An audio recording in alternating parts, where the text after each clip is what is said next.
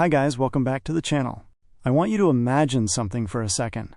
Imagine spending your entire life trying to be perfect, following every rule, saying the right things, believing the right things, making all the sacrifices people expect you to make, and then one day you finally get everything you've ever wanted. The dream comes true. The reward arrives. The future you've been working toward is finally yours, only to discover that the reward was actually a trap. Because the more I look at Shunammite's story in the Testaments, the more I think that's exactly where her character is heading. And what makes it so fascinating is that she doesn't see it. Not yet. In her mind, she's winning. She's doing everything Gilead wants her to do. She's climbing the ladder, building connections, protecting her status, positioning herself for the future she's always imagined. But here's the thing. Some of the most dangerous traps don't look dangerous when you're walking toward them.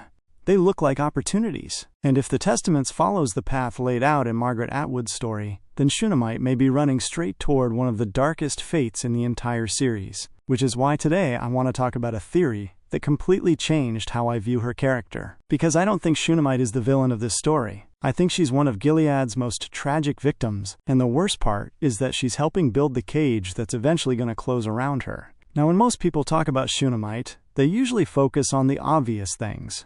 She's arrogant, she's judgmental, she's competitive. She constantly reminds everyone around her where they stand. And let's be honest, she isn't exactly easy to like. The show knows that. The writers know that. Every scene is designed to make us side with Agnes instead. We're supposed to roll our eyes whenever Shunammite starts talking. We're supposed to get frustrated whenever she acts superior. We're supposed to see her as the spoiled rich girl who has completely bought into Gilead's ideology. But here's where I think people are missing something important. Nobody becomes that obsessed with perfection unless they're afraid of something. Think about it. The people who feel secure rarely spend every waking moment proving themselves. The people who feel safe rarely become obsessed with status. The people who truly believe they're protected don't constantly need validation. Yet that's exactly what Shunammite does. Every conversation feels like a performance. Every interaction feels calculated. Every moment feels like she's trying to prove that she's the ideal Gilead girl. And for me, that raises a very interesting question. Why? Why does she need everyone to believe that she's perfect? Because beneath all the confidence, I think the show is quietly revealing a completely different character. A frightened one. A character who understands, even if only subconsciously, that Gilead's love is conditional.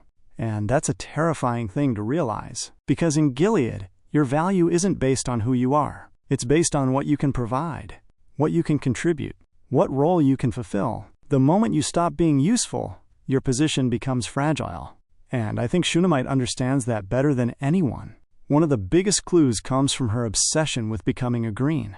At first, it almost seems funny. She's impatient, desperate, annoyed that her body isn't moving as quickly as she wants. But the more you think about it, the darker it becomes. This isn't normal teenage impatience. This is panic. Real panic. Because in her world, becoming a green isn't just a milestone. It's proof.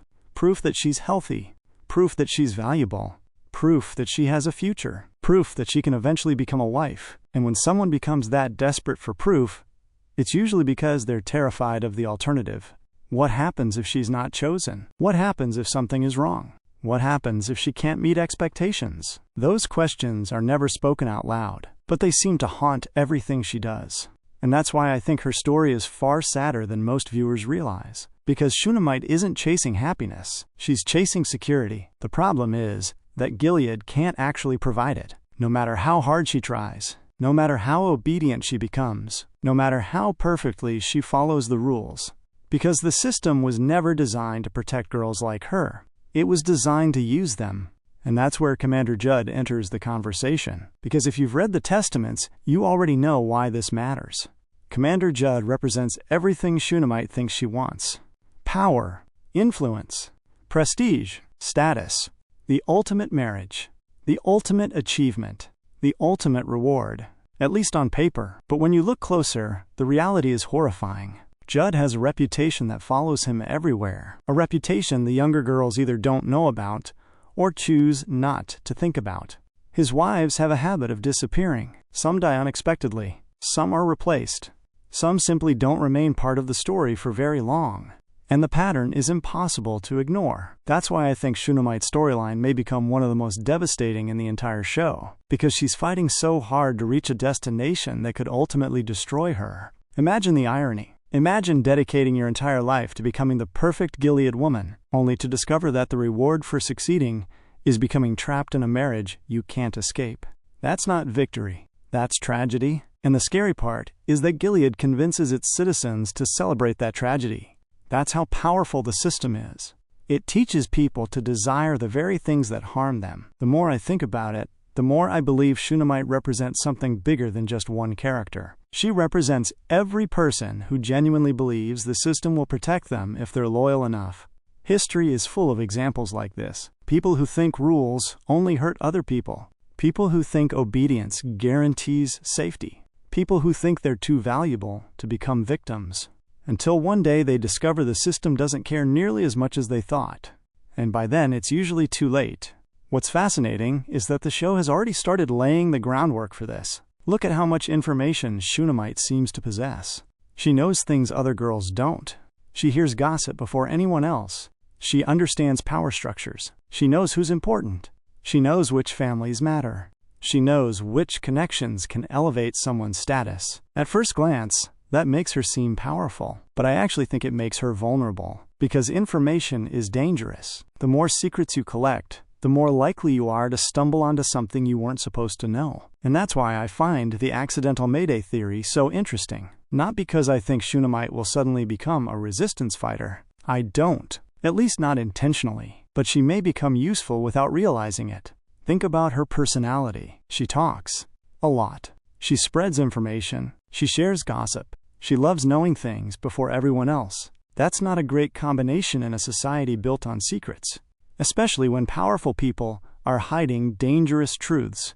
Imagine Shunammite climbing higher into Gilead's elite circles. Imagine her hearing conversations she wasn't supposed to hear, learning information she wasn't supposed to know, discovering scandals that powerful commanders desperately want buried. Eventually, those secrets have to go somewhere. And that's where things become unpredictable, because some of the most important revolutions in history weren't started by dedicated revolutionaries. They were started by people who accidentally discovered something they weren't meant to see. Another reason I think viewers underestimate Shunammite is because they focus on what she is instead of why she became that way. And I think the answer may lie in the Night of Tears. One detail that often gets overlooked is the loss of her brother. That event may explain almost everything. Trauma affects people differently. Some people rebel against the systems that hurt them. Others cling to those systems even harder. Because if the world feels chaotic, rules can feel comforting. Even bad rules. Even unfair rules. Even cruel rules. At least they create the illusion of order. I think that's exactly what happened to Shunammite. Instead of questioning Gilead, she embraced it. Instead of resisting it, she became one of its strongest believers. Because believing gave her something to hold on to. It gave meaning to loss. It gave structure to fear. It gave certainty in a world that suddenly felt uncertain. The tragedy is that certainty may be the very thing that destroys her, because Gilead rewards obedience right up until it doesn't. And that's the lesson so many characters learn too late. What's even more interesting is how different she is from Agnes. Agnes responds to contradictions by questioning them. Shunammite responds to contradictions by defending them. Agnes notices cracks in the system. Shunammite paints over them. Agnes gradually becomes curious. Shunammite becomes more devoted. They're moving in opposite directions. And that's why their relationship is so important. They're not just two girls living in the same world. They're two different responses to the same system. One begins asking questions. The other doubles down on belief. But if this story follows the themes Margaret Atwood has always explored, then eventually, reality catches up to both of them. And when that happens, I think Shunammite is going to face a choice she never expected. Continue believing, or finally confront the truth. Because no matter how much she worships the system isn't built for her happiness. It's built for control. And those aren't the same thing. That's why I keep coming back to the same conclusion. Shunammite's story isn't about a mean girl getting what she deserves. It's about a girl spending her entire life chasing approval from a machine that can never truly love her back. That's what makes her fascinating. That's what makes her tragic. And that's what makes her one of the most underrated characters in the Testaments. Because while everyone is focused on Agnes, Daisy, Aunt Lydia, and the future of Mayday, Shunammite may quietly be heading toward one of the most heartbreaking realizations in the entire series. The realization that she did everything right. Everything.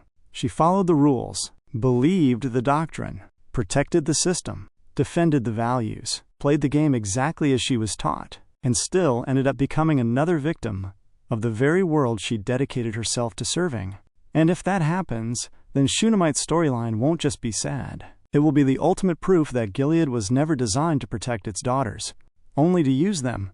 And that may be the darkest lesson the Testament is preparing to teach us.